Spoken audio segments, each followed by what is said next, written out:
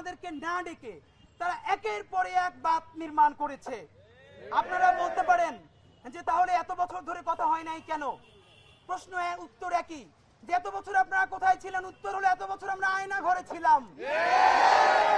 আয়না ঘর শুধু একটি সিম্বলিক জিনিস নয়, বাংলাদেশের 18 কোটি মানুষের অন্তত কোটি কোটি পরিবারকে আয়না ঘর বানিয়ে ফেলা হয়েছিল।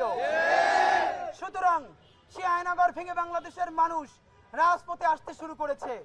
আমরা শুধু বলতে চাই, ভারত যতগুলো একতরফা অবৈধ বাঁধ নির্মাণ করেছে, অতি সত্বর সেই বাঁধগুলো আন্তর্জাতিক কমিউনিটিকে নিয়ে, আন্তর্জাতিক ফোরামকে সাথে নিয়ে উচ্ছেদ করতে হবে। আমরা স্পষ্ট বলতে চাই, আপনারা জানেন কত নির্লজ্জ হলে আমরা তিস্তা মহাপরিকল্পনা নিয়েছিল বাংলাদেশ সরকার, যার মাধ্যমে আমাদের উত্তরাঞ্চল বাঁচার একটি বড় পরিকল্পনা ছিল। যেই ভারত তিস্তায় বাঁধ নির্মাণ করেছে গজলডোবায়, আমরা তার বিপরীতে নিজেদের অধিকারের জন্য একটা বাঁধ নির্মাণ করতে চেয়েছি। সেই বাঁধও নাকি ভারতকে নিয়ে নির্মাণ করতে হবে। লজ্জা! আর সেই খুনি হাসিনার সরকার সেখানে ভারতকে ইনক্লুড করতে যে আমাদের সেই তিস্তা মহাপরিকল্পনা বাস্তবায়ন করতে পারে নাই। সুতরাং আমাদের যে নির্দিষ্ট দাবি আছে, এটা আমরা কুমিল্লা যে টাউন হল আছে সেখানে বড় করে বলবো, আমরা বিবির বাজার পর্যন্ত যাব। শুধু সংক্ষেপে আপনাদেরকে এখন রোডম্যাপটা বলতে চাই। আমরা অল্প সময়ের মধ্যে এই যে 10টি ট্রাক, এর সাথে প্রচুর জনপরিবহন এসেছে, আপনারা দেখেছেন। এর সাথে সামনে আরো অনেক মানুষ আমাদের সাথে যুক্ত হবে।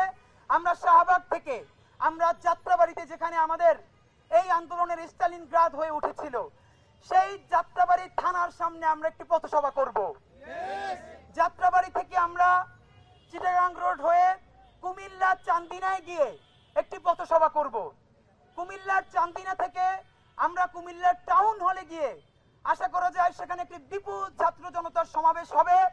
সেই সমাবেশের নাম দিয়েছি আমরা সার্বভৌম সমাবেশ। আমরা চিন্তা করতেছি, বাংলাদেশের সাথে ভারতের যতগুলো সীমান্ত আছে, প্রত্যেকটা সীমান্তে সার্বভৌম সমাবেশ দাঁড়িয়ে যাবে ইনশাআল্লাহ। সেই সার্বভৌম সমাবেশে হাজার হাজার মানুষ নিয়ে আমরা বিবির বাজার সীমান্ত অভিমুখে পদযাত্রা করব। এবং সেখানে গিয়ে আপনারা বলতে পারেন যে বাংলাদেশের মানুষ তো আমাদের সাথে আছেই।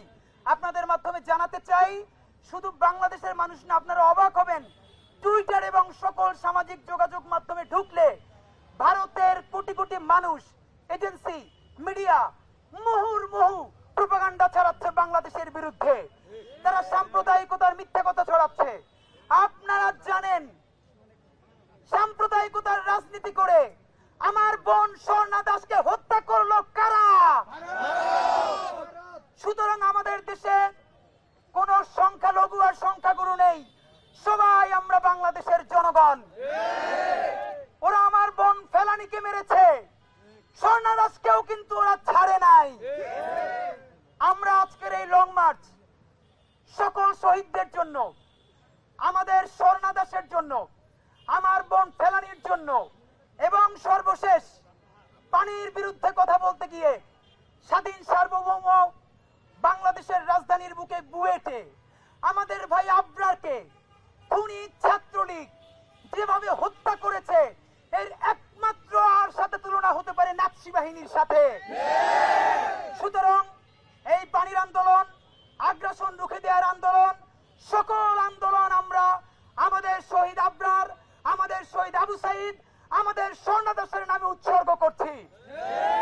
সুতরাং আমরা একটু পরে যাত্রা করব কুমিল্লার টাউন হলের সার্বভৌম সমাবেশে। আমরা সেখান থেকে আমাদের দাবি ঘোষণা করব। সে পর্যন্ত আপনারা সাথে থাকবেন। বাংলাদেশ জিন্দাবাদ, ইনকিলাব জিন্দাবাদ।